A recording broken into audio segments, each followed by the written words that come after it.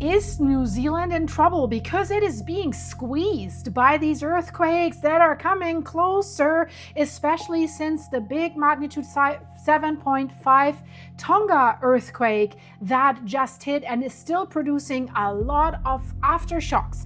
And so look at that red line that you see here on the USGS map. That red line tells us something, because that is a plate boundary and it goes all the way New Zealand and down to today's earthquake, magnitude 6.0.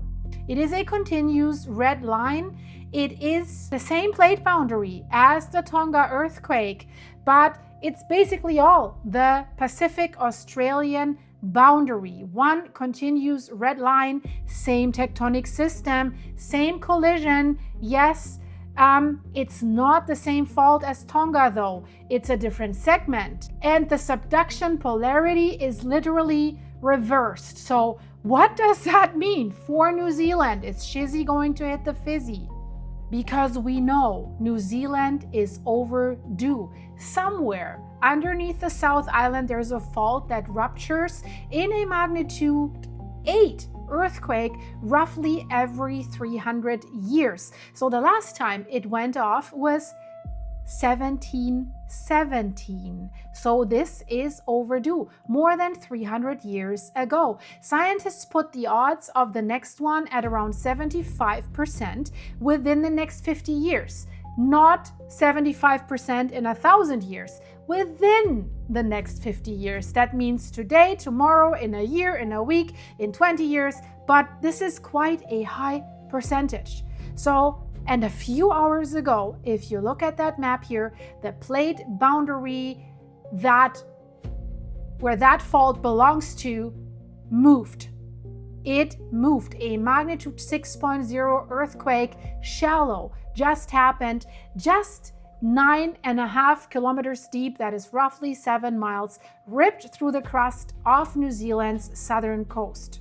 And look at the location. Look at where the quake sits on this red line that I was just talking about, right? The boundary between the Pacific and Australian plates. And then if you go and if you follow it north, it runs straight through New Zealand and it becomes the dangerous Kermadec Trench.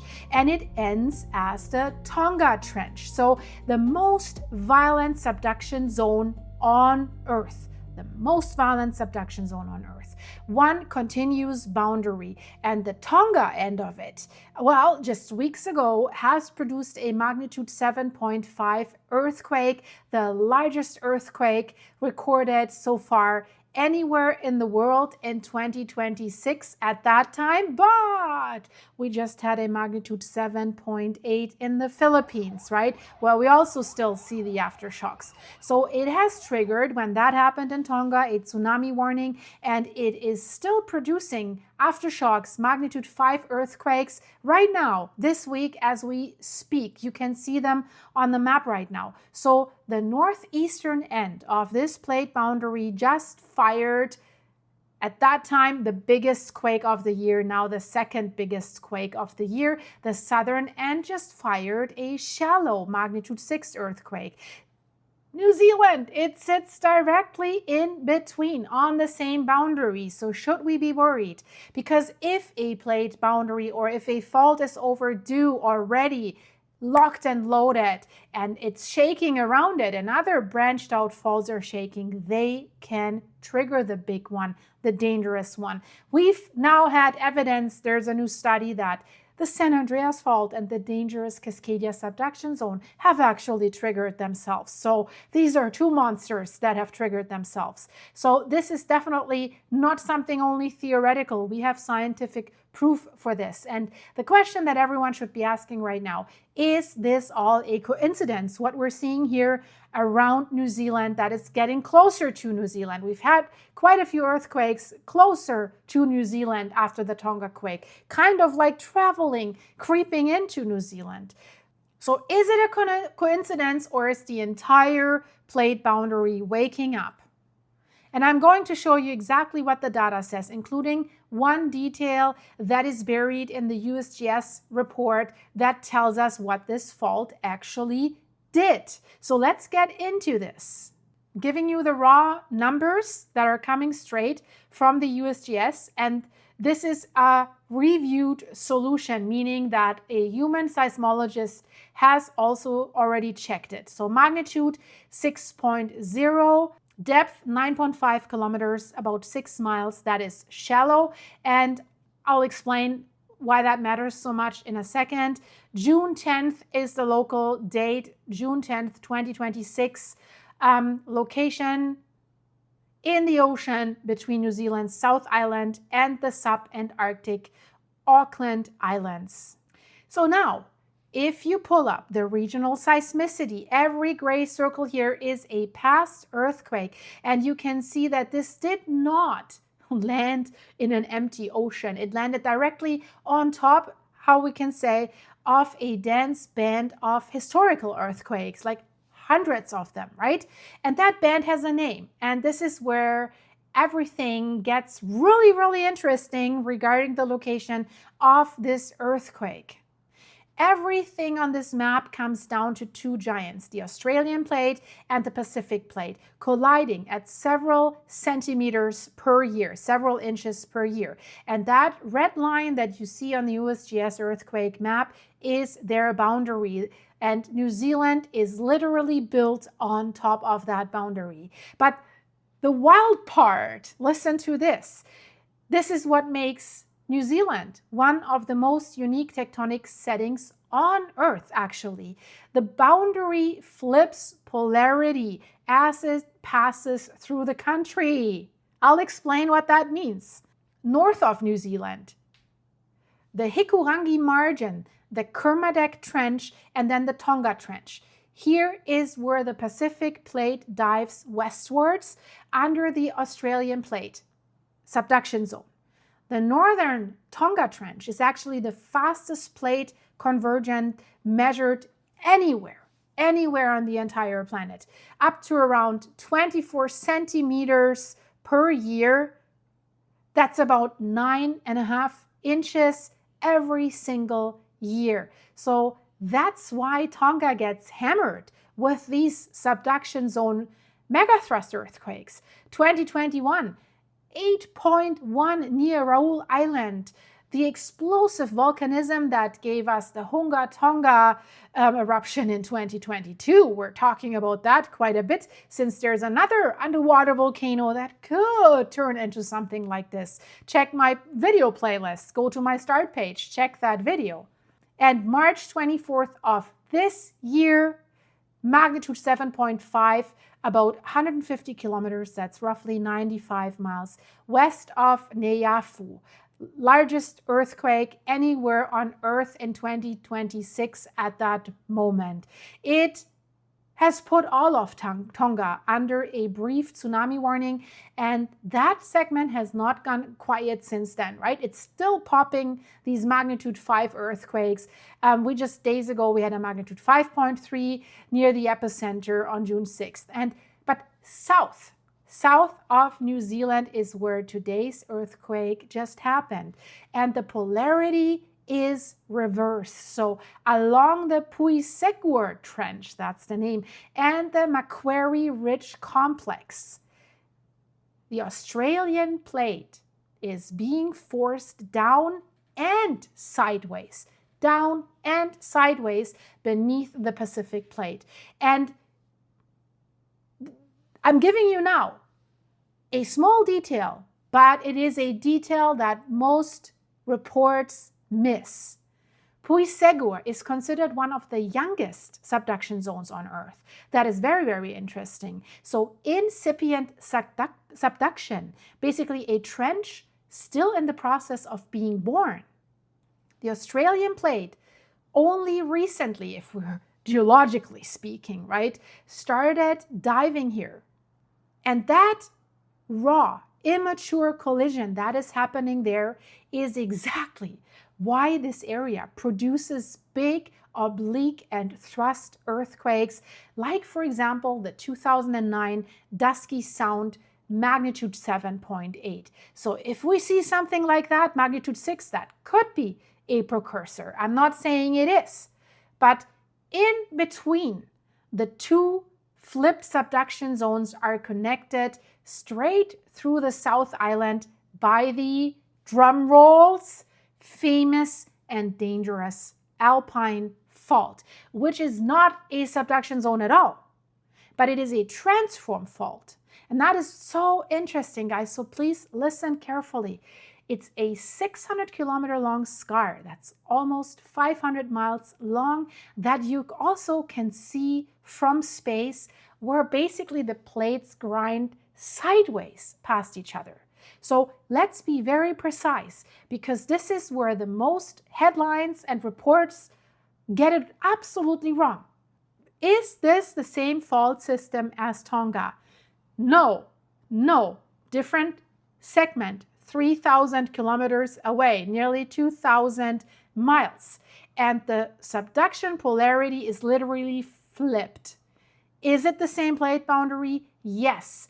And one continuous boundary between the Pacific and Australian plates from the Macquarie Ridge all the way up to Tonga. Same red line, same collision, same machine, opposite ends of it, right?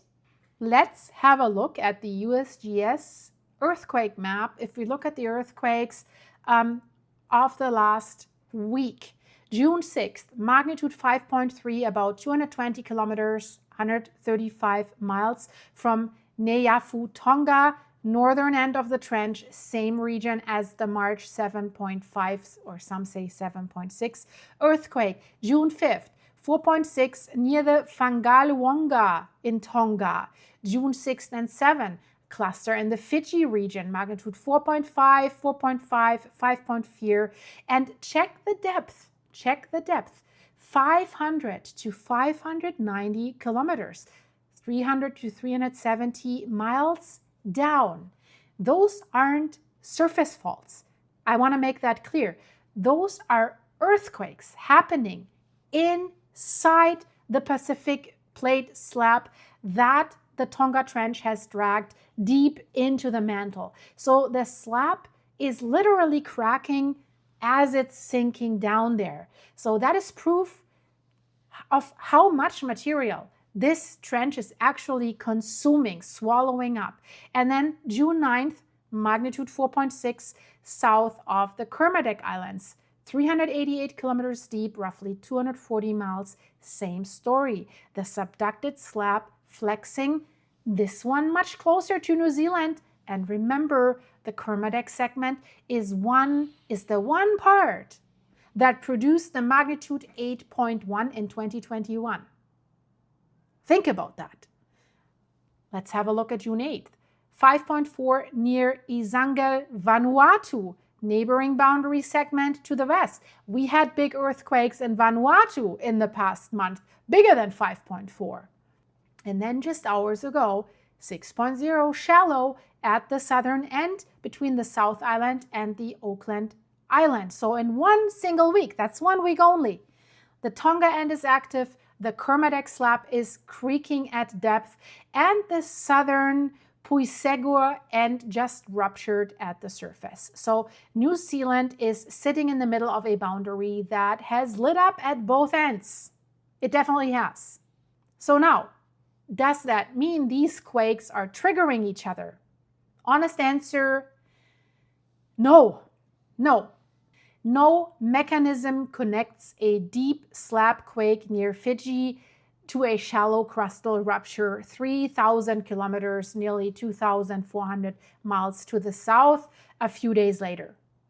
But what it actually shows is something arguably, I have to say, more sobering, if we want to say it that way. The entire boundary moves so fast, up to 24 centimeters, 9.5 inches a year at the north end, that a week like this is just, we can say, Noble Tuesday. This is the baseline. This is the machine that never stops. And that's exactly why what happened at the south end today deserves a much closer look. This is my favorite part of any earthquake report. The moment tensor, this beach ball that you see here, the beach ball diagram. So this little graphic actually tells us how the fault moved. So look at the pattern. Compressional quadrants, top and bottom. This is the signature of a reverse or thrust style faulting. This is what it's called, possibly with some oblique component. So I tell you that in plain English. One block of crust was being shoved up and over another. Pure compression. Why does that matter? It fits the tectonics there perfectly. So south of New Zealand, the Australian and Pacific plates are converging obliquely, squeezing the crust. A thrust mechanism here is exactly what the textbook predicts. This is not a volcanic signature. If there was magma moving underground, it would produce a totally different pattern. That just on a side note, it would produce swarms, low frequency events, weird, like non-double couple mechanisms. So this beach ball here is clean, tectonic, kind of boring in the best possible way, I have to say. And the depth, 9.5 kilometers, about 6 miles, tells us that this was a crustal rupture, brittle rock breaking, so to speak, in the upper plate boundary zone. So this is not a deep slab event like those quakes deep down 400 to 600 kilometers down, so 250 to 370 miles, that you see underneath Fiji on that same map. But shallow quakes shake harder and produce more aftershocks. But out here, where that epicenter is, there's almost nobody there to really feel it. The most important question about this earthquake is this earthquake a warning shot for something bigger?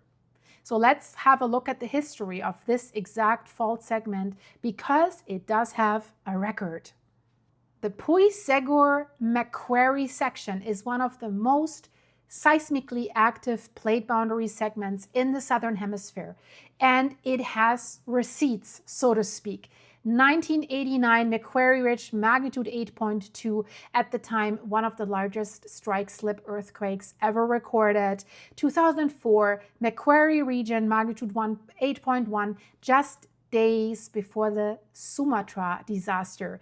This region fired off its own great earthquake, as we all remember the Boxing Day tsunami. 2009, Dusky Sound, Fiordland, magnitude 7.8, on the Puysegur subduction interface, New Zealand's largest quake in nearly 80 years, and it has also generated a small local tsunami. So a magnitude 6.0 right there, that is still completely normal behavior. This segment produces magnitude 5, 6 routinely and magnitude 7s every decade or two, and it is capable of magnitude 8. So today's quake, it's not unusual. The neighborhood is what is serious. So is New Zealand actually in danger? Could this magnitude 6 be a foreshock, and is it actually connected to Tonga's big one? Statistically, any earthquake can be a foreshock until proven otherwise, right? But the numbers are clear. Roughly 90 to 95% of magnitude 6 earthquakes are the main shocks. So we can a little bit relax here, right? The biggest event in their sequence is usually the 6 point something. Expect some aftershocks right now in the magnitude 4 to 5 range out there. A jump, to magnitude 7 plus is possible, but statistically unlikely. But it happens. It happened in the past. So Tonga connection, the March 7.5 was roughly 230 kilometers deep, roughly 145 miles down, an event inside the sinking slab nearly 2,000 miles away. If we look at the map with the earthquakes, it looks coordinated because the whole boundary is permanently active, but not because these events are talking to each other. Remember the number from the start of the video that I gave it. The threat to New Zealand was never the remote offshore segment. It's the two loaded guns, so to speak, on the same red line, much closer to people, the Alpine Fault. And then the Hikurangi subduction zone off the east coast of the North Island, New Zealand's own miniature version of the Tonga Trench, capable of a mega thrust event and a serious tsunami. So is New Zealand in danger? Not from this magnitude 6.0 earthquake, but New Zealand lives on one of the most energetic plate boundaries on Earth. So we have to watch this. We have to definitely watch this, how these earthquakes are moving. Are aftershocks moving closer to New Zealand, right? They have, after the Tonga earthquake, we saw some of them traveling towards the Kermadec Trench. So New Zealand always should be on alert. They have to, because they are overdue. I hope you like this. Don't leave just yet. Before you leave me a like and a hype, and let's meet in this other video, because this is crazy. Really, really interesting. Check it out. I promise you will like it. Bye-bye.